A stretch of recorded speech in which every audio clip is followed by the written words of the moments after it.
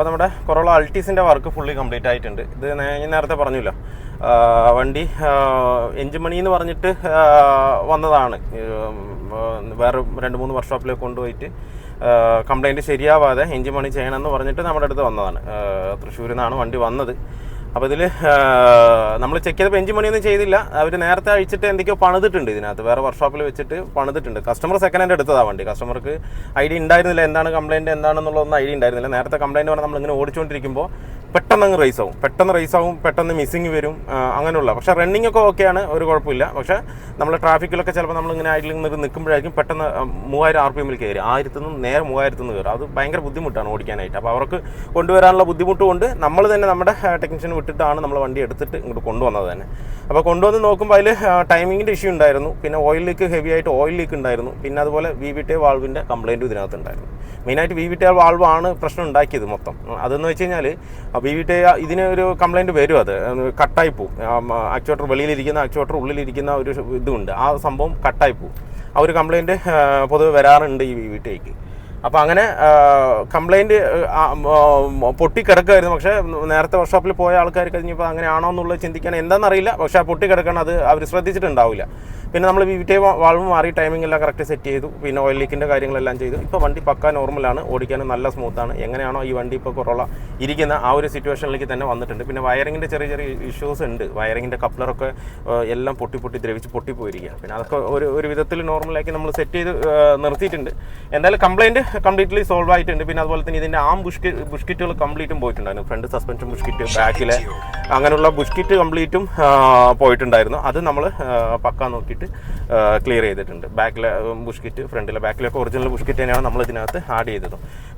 പിന്നെ ഷോക്ക് കാര്യങ്ങൾ കംപ്ലയിൻറ്റ് ഉണ്ടായിരുന്നില്ല, പിന്നെ അത് നമ്മൾ ചെയ്തില്ല. ബുഷ്കിറ്റാണ് മെയിനായിട്ട് നമുക്ക് കംപ്ലയിൻറ്റ് ഉണ്ടായിരുന്നത്, അത് എന്തായാലും ചെയ്തിട്ടുണ്ട്. പിന്നെ ടെസ്റ്റ് വർക്കും കൂടിയാണ്. അപ്പോൾ നമ്മൾ ഫുൾ പോളിഷും ചെയ്തിട്ടുണ്ട് ഇതിനകത്ത്.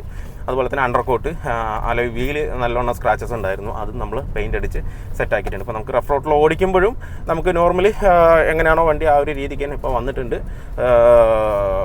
കംപ്ലയിൻറ്റുകളും കംപ്ലീറ്റ് ആയിട്ട് സോൾവ് ആയിട്ടുണ്ട്. എന്തായാലും ഏത് കംപ്ലയിൻ്റ് ആണെന്നുണ്ടെങ്കിൽ ആദ്യം നമുക്ക് ആ കംപ്ലയിൻറ്റ് എന്തുകൊണ്ടാണ് വന്നെന്നുള്ള ഒരു ഡയഗ്നോസ് ചെയ്തതിന് മാത്രം നമുക്ക് കംപ്ലീറ്റ് വർക്ക് ചെയ്യാൻ ശ്രമിക്കുക. പെട്ടെന്നൊരു എഞ്ചിൻ വർക്ക് അങ്ങനെയൊരു രീതിക്ക് പോകാതിരിക്കുക. ടൊയോട്ടയുടെ എഞ്ചിനാണ്. ടൊയോട്ടയുടെ എഞ്ചിൻ എപ്പോഴും നമുക്ക് കുറച്ചുകൂടെ ബെറ്ററാണ്. പെട്ടെന്ന് എഞ്ചിൻ പണി ആവില്ല. അപ്പോൾ അതുകൊണ്ട് അത് മാത്രം ഒന്ന് ശ്രദ്ധിച്ച് ചെയ്യുക. പെട്ടെന്ന് തന്നെ എഞ്ചിൻ പണി എന്ന് പറഞ്ഞാൽ വേഗം ഓടിച്ചാടിയിട്ട് എഞ്ചിൻ ഇറക്കി വേറെ പണികൾ ചെയ്യാതിരിക്കുക. അതിന് ഉണ്ടാകുന്ന കംപ്ലയിൻറ്റ് എന്താണെന്നുള്ളത് കണ്ടുപിടിച്ചിട്ട്, എഞ്ചിൻ പണി ആയിരിക്കാം ചിലപ്പോൾ മേ ബി, പക്ഷേ ആ എഞ്ചിൻ പണി വരാനുള്ള കാരണം എന്താണെന്ന് കണ്ടുപിടിച്ചിട്ട് വേണം നമുക്കത് സൊല്യൂഷൻ എന്താണെന്നുള്ളത് റിപ്പയർ ചെയ്യാനായിട്ട്. അല്ലാതെ നമ്മൾ പെട്ടെന്ന് പോയി കൊണ്ട് എഞ്ചിൻ പണി ചെയ്ത് കഴിഞ്ഞാൽ പിന്നെ നമ്മൾ റിട്ടേൺ എഞ്ചിൻ സെറ്റ് ചെയ്യുമ്പോൾ ആ കംപ്ലയിൻറ്റ് കൊണ്ട് തന്നെ നമ്മൾ സെറ്റ് ചെയ്യും. പിന്നെ കുറച്ച് ദിവസം ഓടിക്കഴിഞ്ഞാൽ വീണ്ടും ആ കംപ്ലയിൻറ്റ് വരും. നമുക്കിപ്പോൾ ഇതിപ്പോൾ നേരത്തെ എനിക്ക് എഞ്ചിൻ അവർ ഇറക്കിയിട്ടുണ്ടെന്ന് തോന്നുന്നു, ഇറക്കിയിട്ട് റീസെറ്റ് ചെയ്തു, പക്ഷേ VVT ഒന്നും മാറ്റിയിട്ടില്ല, അങ്ങനെ സെറ്റ് ചെയ്ത് വെച്ചിരിക്കുകയാണ്. അപ്പോൾ പിന്നെ അങ്ങനെ സെറ്റ് ചെയ്യുമ്പോൾ വീണ്ടും ആ കംപ്ലയിൻറ്റ് അവിടെ തന്നെ നിൽക്കുകയാണ്, സോൾവ് ആയിട്ടില്ല കംപ്ലയിൻറ്റ്. അപ്പോൾ അത് പ്രത്യേകം ഒന്ന് ശ്രദ്ധിക്കേണ്ട കാര്യം.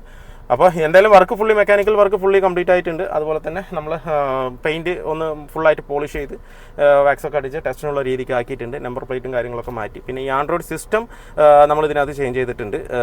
കാർസ്കിൻ എന്ന് പറയുന്ന ഒരു ബ്രാൻഡിൻ്റെ ആൻഡ്രോയിഡ് സിസ്റ്റമാണ് വെച്ചിരിക്കുന്നത്. നമുക്ക് ഉള്ളതിലെ ഏറ്റവും നല്ല ബ്രാൻഡാണ് എന്ന് വെച്ച് കഴിഞ്ഞാൽ ചിപ്പ് ആൻഡ് ബെസ്റ്റ് എന്ന് പറയാം. ബെസ്റ്റായിട്ടുള്ള സോണി, പൈനിയർ, അതുപോലെ ബ്ലോക്ക് ബങ്ക് അങ്ങനെയുള്ള ഒരുപാട് സിസ്റ്റങ്ങളുണ്ട്. പക്ഷേങ്കിൽ നമുക്ക് ചിപ്പ് ആൻഡ് ബെസ്റ്റ് എന്ന് പറയാനായിട്ട് ഈ ഒരു സിസ്റ്റമാണ് നമുക്കിപ്പോൾ അവൈലബിൾ ആയിട്ട് മാർക്കറ്റിൽ കുറച്ചുകൂടെ ബെറ്റർ ആയിട്ട് എനിക്ക് തോന്നിയത്. ഞാൻ ചെയ്തതിൽ കാർസ്കിൻ എന്ന് പറയുന്നത് അതിൽ ആൻഡ്രോയിഡ് ഓട്ടോ കാർപ്ലേ ഉണ്ട്, അതുപോലെ തന്നെ കാർപ്ലേ ഉണ്ട്, പിന്നെ അതുപോലെ 360 സപ്പോർട്ടഡ് ആണ്.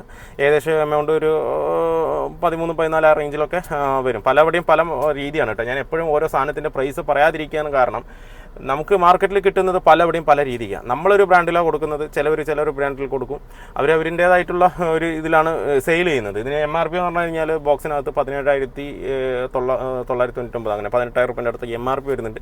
പലവരും പല രീതിക്കാണ് അത് സെയിൽ ചെയ്യുന്നത്, അവരുടെ എങ്ങനെയാണെന്ന് വെച്ച് കഴിഞ്ഞാൽ. അപ്പോൾ അതുകൊണ്ടാണ് ഞാൻ ഏതൊരു കാര്യത്തിലും ഞാൻ റേറ്റ് പറയാതിരിക്കുന്നത്. അതുപോലെ തന്നെ എല്ലാവരും ചോദിക്കുന്നുണ്ട് ഫുൾ റീസ്റ്റോറേഷൻ എത്ര റേറ്റ് വരുന്നുണ്ട്. അത് വെഹിക്കിളിൻ്റെ ഡിപ്പെൻഡ്, നിങ്ങൾക്ക് എന്താണോ ആവശ്യം അതാണ് നമുക്ക് അതിന് പ്രൈസ് ലിസ്റ്റ് വരുന്നത്. ഇപ്പോൾ ചില വണ്ടികളിൽ പെയിൻറ്റിങ് ടിങ്കറിങ് മാത്രം മതിയാകും, ചിലപ്പോൾ 1 ലക്ഷം കൊണ്ട് തീരും. ചില വണ്ടികളിൽ അത് ചെയ്യണം, ആക്സസറീസ്, മറ്റേ സ്പീക്കർ, അത് ഇതെന്ന് പറഞ്ഞ് ഒരുപാട് സാധനങ്ങൾ ആഡ് ചെയ്യുന്നുണ്ട്, അലോയ് വീല് കാര്യങ്ങൾ. അപ്പോൾ അതിനൊക്കെ പ്രൈസ് ലിസ്റ്റ് നിങ്ങളുടെ ആവശ്യം എന്താണോ അതിനാണ് നമുക്ക് റേറ്റ് പറയാൻ പറ്റുള്ളൂ. അല്ലാതെ എനിക്കൊരു ഫിക്സഡ് റേറ്റ് ഇല്ല. എന്താണെന്നുണ്ടെങ്കിൽ നിങ്ങളുടെ അടുത്ത് ചോദിച്ചിട്ടാണ് ഓരോ കാര്യങ്ങൾ ചെയ്യുന്നത്. അതുകൊണ്ടാണ് നമ്മൾ ചാനലാണെന്നുണ്ടെങ്കിൽ എല്ലാ വീഡിയോ കഴിയുമ്പോൾ റേറ്റ് പറയാത്തത്. അതൊക്കെ കസ്റ്റമർ ഡിപ്പെൻഡ് ആയിരിക്കും ആ ഒരു റേറ്റ്. ഇപ്പോൾ നമ്മൾ മാക്സിമം ചെയ്ത് കൊടുക്കുന്നത് ഇപ്പോൾ കോളീസിൻ്റെ റീസ്റ്റോറേഷനൊക്കെ 5 ലക്ഷം 5.5 ലക്ഷം ആ ഒരു റേഞ്ചാണ്.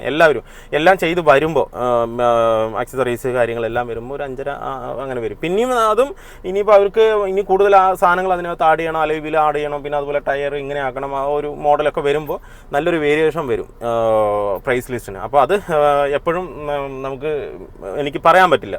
അതുമാത്രമല്ല, ഞാനിപ്പോൾ ഒരു കാര്യം അത് ഇപ്പോൾ പൊതുവായിട്ടുള്ള രീതിയിൽ പറയുകയാണെന്നുണ്ടെങ്കിൽ അത് പലർക്കും പല രീതിയിലേക്കായിരിക്കും തോന്നുന്നത്. അതുകൊണ്ട് അതെന്ന് വെച്ചാൽ നിങ്ങൾക്ക് പ്രൈസ് ലിസ്റ്റിൻ്റെ എന്ത് ആവശ്യം ഉണ്ടെന്നുണ്ടെങ്കിലും മെസ്സേജ് ചെയ്യുക വാട്സപ്പിൽ. അപ്പോൾ അതിൽ കറക്റ്റ് ഡീറ്റെയിൽ നമ്മളത് തരും. ഇത്ര രൂപയാണ്, ഇന്ന സാധനത്തിന് ഇത്ര രൂപ, കറക്റ്റ് ഡീറ്റെയിൽ തരും. എന്നാലും നമുക്ക് കറക്റ്റ് ആവില്ല, അല്ലാത്ത പക്ഷം അത് റോങ് ആയി പോകും. അതുകൊണ്ടാണ് നമ്മൾ മീഡിയയിൽ കറക്റ്റായിട്ട് നമ്മൾ മെൻഷൻ ചെയ്യാത്തത്. പലവിടെയും പല രീതിയിലാണ് റേറ്റുകൾ വരുന്നത്. ചിലപ്പോൾ ഞാൻ കുറഞ്ഞായിരിക്കും പറയുന്നത്, ചിലപ്പോൾ ഞാൻ കൂട്ടിയായിരിക്കും പറയുന്നത്, അതൊക്കെ പല രീതിയിലാണ്. അപ്പോൾ അത് നമുക്ക് എന്തായാലും അങ്ങനെ പ്രൈസ് ലിസ്റ്റിൻ്റെ കാര്യങ്ങൾ ചോദിക്കുകയാണെന്നുണ്ടെങ്കിൽ വാട്സപ്പിൽ മെസ്സേജ് ചെയ്യുക, പേഴ്സണലായിട്ട് ചെയ്യുക. അപ്പോൾ അത് നമ്മൾ കറക്റ്റായിട്ട് അതിൻ്റെ ഡീറ്റെയിൽ തരുന്നതായിരിക്കും. ഫ്രണ്ടിൽ നോക്കുകയാണെന്നുണ്ടെങ്കിൽ നമ്മൾ പെയിൻറ്റിങ്, ബോഡി പെയിൻറ്റിംഗ് ഒന്നും ചെയ്തിട്ടില്ല. ബോഡി പെയിൻറ്റിങ് ഓക്കെ തന്നെയാണ്, ഇതിനകത്ത് വേറെ ഒന്നും ചെയ്യാനില്ല.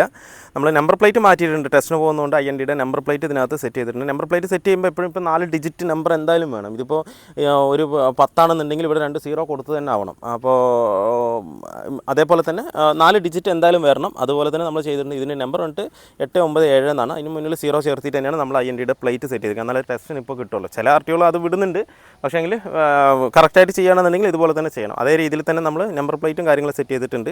ബമ്പർ ആയൊന്നും പെയിൻറ്റ് അടിച്ചിട്ടില്ല. പിന്നെ ഹെഡ്ലൈറ്റ് പോളിഷ് ചെയ്ത് നമ്മൾ റെഡിയാക്കിയിട്ടുണ്ട്.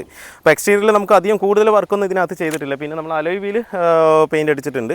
അലോയ് വീലിൻ്റെ ഉള്ളിൽ നമ്മൾ മറ്റേ ഒരു ഗ്രീൻ കളർ കാലിപ്പറിലും അതുപോലെ തന്നെ ബാക്കിൽ ഡ്രമ്മിലും നമ്മൾ ഒരു ഗ്രീൻ കളർ കൊടുത്തിട്ടുണ്ട്. ഡ്രമ്മിലല്ല, സോറി, അതും കാലിപ്പർ തന്നെയാണ്. ഡിസ്ക് ബ്രേക്കാണ് ഫ്രണ്ടും ബാക്കും.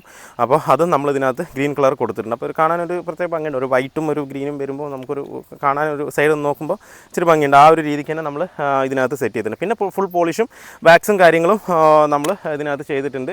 പിന്നെ നമ്മൾ ഇതിൻ്റെ ചെയ്തിരിക്കുന്നത് വെച്ച് കഴിഞ്ഞാൽ ബാക്കിലെ സ്പീക്കർ മാറി. ബാക്കിലെ ഒരു സ്പീക്കർ വർക്ക് ചെയ്യുന്നുണ്ടായിരുന്നില്ല, ഷോർട്ടായിരുന്നു. അപ്പോൾ അത് നമ്മൾ മാറ്റിയിട്ട് ആൽഫേൻ്റെ സിസ്റ്റമാണ് നമ്മൾ ഇതിനകത്ത് ആഡ് ചെയ്തേക്കുന്നത്. ഓവൽ സ്പീക്കർ 2 ബാക്കിൽ. ഫ്രണ്ടിലെ ഡോറിൽ വരുന്നത് പക്ക വർക്കിംഗ് ആണ്, അത് ജെന്യൂൻ ആയിട്ട് തന്നെ ഇരിക്കുന്നത്. പിന്നെ അത് നമ്മൾ ചെയ്തിട്ടില്ല. അതിൽ റൈറ്റ് സൈഡിൽ മാത്രം വയറിങ്ങിൻ്റെ ചെറിയൊരു ഇഷ്യൂ ഉണ്ടായിരുന്നു, അത് മാത്രം നമ്മൾ സോൾവ് ചെയ്തു. ബാക്കിലെ 2 സ്പീക്കർ ഓവൽ സ്പീക്കർ 6 ഇഞ്ചിൻ്റെ ഓവൽ മറ്റേ ആൽഫേൻ്റെ ഓവൽ സ്പീക്കറാണ് നമ്മൾ ഇതിനകത്ത് ആഡ് ചെയ്തിരിക്കുന്നത്. പിന്നെ റിവേഴ്സ് ക്യാമറയും നമ്മൾ ഇതിനകത്ത് ആഡ് ചെയ്തിട്ടുണ്ട്. ആ സെറ്റിനോടുകൂടി ഉള്ള ക്യാമറ ഇതിനകത്ത് നമ്മൾ സെറ്റ് ചെയ്ത് വെച്ചിട്ടുണ്ട്. ബാക്കിലും അധികം നമ്മൾ വർക്കൊന്നും ചെയ്തിട്ടില്ല, ഒന്ന് ഇത് മാത്രമേ ചെയ്തിട്ടുള്ളൂ. ലൈറ്റ് കാര്യങ്ങളൊന്ന് പോളിഷ് ചെയ്തെടുത്ത് സെറ്റാക്കി. ഇതിൽ നമ്മൾ ചെയ്തതെന്ന് പറഞ്ഞു കഴിഞ്ഞാൽ കൂളിംഗ് ഫിലിം നമ്മൾ ഒട്ടിച്ചിട്ടുണ്ട്. ഇപ്പോൾ 50% വരെ നമുക്ക് ഒട്ടിക്കാം. അത് നമ്മൾ ഗ്രീൻ മാത്രമേ നമ്മൾ ഒട്ടിക്കുള്ളൂ എന്നല്ല, ഗ്രീനാണ് ഭംഗി. അപ്പോൾ അതുകൊണ്ട് ഗ്രീൻ മാത്രം നമ്മൾ ഒട്ടിച്ചിട്ടുണ്ട്. കൂളിംഗ് ഫിലിം എല്ലാ ഡോറിലും നമ്മൾ ഗ്രീൻ കളറാക്കി വെച്ചിട്ടുണ്ട്. പിന്നെ സീറ്റ് എന്ന് പറഞ്ഞാൽ സീറ്റ് വർക്ക് നമ്മൾ ചെയ്തിട്ടുണ്ട്. സീറ്റ് വർക്കിൽ നമ്മുടെ കോളിസിലുള്ള പോലെ പേൾ വൈറ്റ് തന്നെയാണ് നമ്മൾ ചെയ്തിരിക്കുന്നത്. അത് ബട്ടർഫ്ലൈ ടൈപ്പ് നമ്മൾ കോളിസിൽ എങ്ങനെയാണോ വന്നിരിക്കുന്ന ആ ഒരു ടൈപ്പിൽ തന്നെ നമ്മൾ സെറ്റ് ചെയ്തിട്ടുണ്ട്. കസ്റ്റമർ വേറൊരു മോഡലാണ് പറഞ്ഞത്, പക്ഷേ ആ ഒരു മോഡലിലേക്ക് നമുക്ക് ഈ ഒരു സ്റ്റിച്ചിങ് കറക്റ്റായിട്ട് കിട്ടാത്തത് കൊണ്ട് നമ്മൾ ഈ ഒരു മോഡലിലേക്ക് തന്നെ ആക്കി. അപ്പോൾ പേൾ വൈറ്റിൽ എല്ലാവരും ഇപ്പോൾ മാക്സിമം ആൾക്കാർ നമുക്ക് ഈ ഒരു കളർ തന്നെയാണ് ചൂസ് ചെയ്യുന്നത്. ആ ഒരു പേൾ വൈറ്റ് അതൊരു പ്രത്യേക ഒരു എന്താ പറയുക, കൊട്ടാരം പോലുള്ളൊരു രീതിക്കുള്ളൊരു കളറാണ് വരുന്നത്. അതിൽ നമുക്ക് ഈ വാം ലൈറ്റും കറക്റ്റ് കൊടുക്കുമ്പോൾ നല്ലൊരു ഫീലിംഗ് ആണ് കിട്ടുന്നത്. അപ്പോൾ അതുകൊണ്ട് നമ്മൾ ആ ഒരു കളർ തന്നെയാണ് കസ്റ്റമർ ഈ കൊറോളയ്ക്ക് നമുക്ക് ചൂസ് ചെയ്തേക്കുന്നത്. ബട്ടർഫ്ലൈ സീറ്റ് തന്നെയാണ്.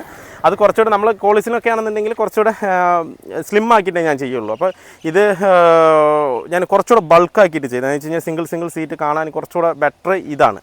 അപ്പോൾ കുറച്ചുകൂടെ ബൾക്കാക്കിയിട്ട് ഒന്ന് ഹെവി ആക്കിയിട്ട് നമ്മളിതിനകത്ത് ചെയ്തിട്ടുണ്ട്. അതുപോലെ ഹെഡ് റെസ്റ്റും കസ്റ്റമർ ഈ ഒരു ടൈപ്പിൽ തന്നെ ഡബിൾ ടൈപ്പ് വേണമെന്ന് പറഞ്ഞുകൊണ്ട് ഡബിൾ ടൈപ്പ് തന്നെ നമ്മളിതിനകത്ത് ചെയ്തിട്ടുണ്ട്. പിന്നെ ഹാൻഡ് റെസ്റ്റിലും നമ്മൾ ആ ഒരു കളർ തന്നെ സീറ്റിൻ്റെ ഇത് തന്നെ ചെയ്തിട്ടുണ്ട്. ബാക്ക് സീറ്റാണെന്നുണ്ടെങ്കിലും നമ്മൾ ഇതേ സെയിം ഡിസൈനിൽ കറക്റ്റായിട്ട് സീറ്റ് കാര്യങ്ങൾ ചെയ്തത്. ഇതാണ് ഇപ്പോൾ ഇൻറ്റീരിയറിൽ വന്ന മാറ്റം എന്ന് പറഞ്ഞാൽ ഇത്രയേ ഉള്ളൂ. നമ്മൾ സീറ്റ് വർക്ക് മാത്രം ചെയ്തിട്ടുണ്ട്. പിന്നെ ഫ്ലോർ മാറ്റൊക്കെ നേരത്തെ നല്ല തന്നെ ആയിരുന്നു അതിനകത്ത്. അപ്പോൾ നമ്മൾ ഫ്ലോർ മാറ്റൊന്നും ചെയ്യാനൊന്നുമില്ല. ഫ്ലോർ മാറ്റ് അത് തന്നെ ഇട്ടിട്ട് പഴയ തന്നെ ഇട്ടിട്ട് ബാക്കിയുള്ള സീറ്റിൻ്റെ വർക്ക് മാത്രം നമ്മൾ നീറ്റായിട്ട് ഈ ഒരു ടൈപ്പിൽ നമ്മൾ ചെയ്തെടുത്തിട്ടുണ്ട്.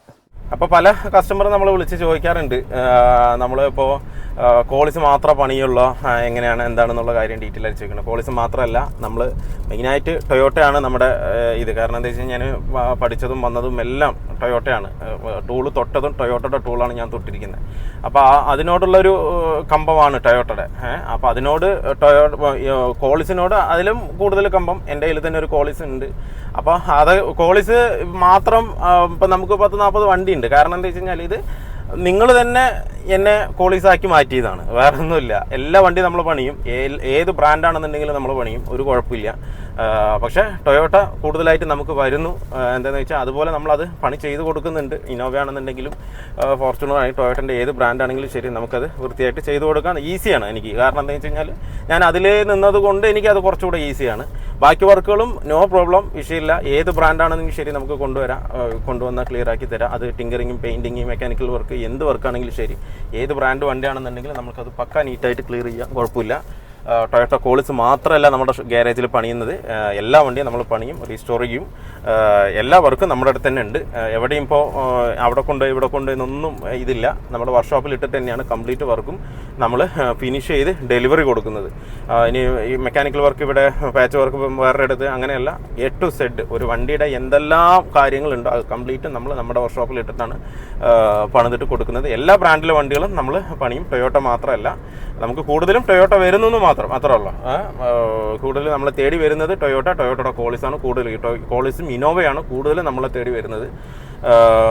അപ്പോൾ ആ ഒരു ചിന്താഗതി മാറ്റുക. എല്ലാ വണ്ടിയും നമ്മൾ പണിയും, എല്ലാ വണ്ടിയും നമ്മൾ പക്ക റീസ്റ്റോർ ചെയ്ത് കൊടുക്കും. അപ്പോൾ അങ്ങനെ. അപ്പോൾ വീഡിയോ എല്ലാവർക്കും ഇഷ്ടമായാലും ലൈക്ക് ചെയ്യുക, ഷെയർ ചെയ്യുക, അതുപോലെ സബ്സ്ക്രൈബ് ചെയ്യുക. വീഡിയോ കാണുന്നെങ്കിൽ ഒന്ന് സബ്സ്ക്രൈബ് ചെയ്ത് സപ്പോർട്ട് ചെയ്യുക. അപ്പോൾ മറ്റൊരു വീഡിയോയിൽ കാണുന്നവരെ എല്ലാവർക്കും ബൈ.